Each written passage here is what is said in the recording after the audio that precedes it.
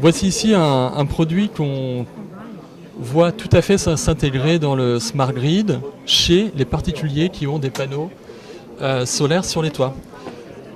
Cette batterie là, elle peut stocker 10 kWh. 10 kWh, c'est à peu près la consommation quotidienne moyenne d'un foyer de 4 personnes, qui ne seraient pas chauffés en électrique.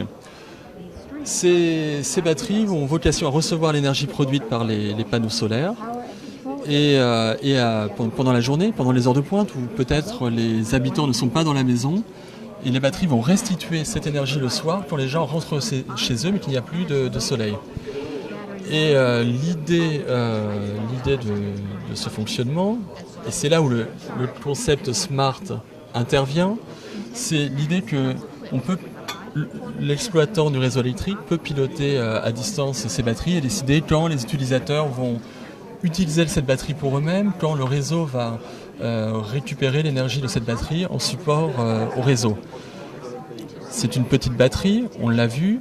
On peut aussi mettre dans le smart grid à d'autres points du réseau électrique, par exemple sur des interfaces entre les réseaux de transmission et distribution électrique, ce type de batterie.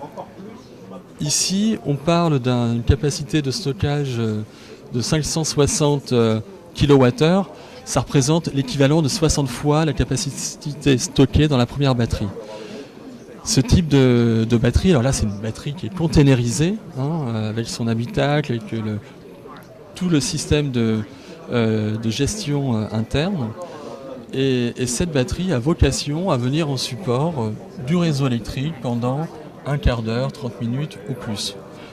La multiplication de ce qu'on appelle la génération distribuée sur le réseau électrique, c'est-à-dire on part d'un système aujourd'hui où les grosses centrales arrosent en étoile les consommateurs en électricité, et on va vers un système où il y a différents points des réseaux électriques, où il y a des points de production, par exemple les panneaux solaires sur les particuliers.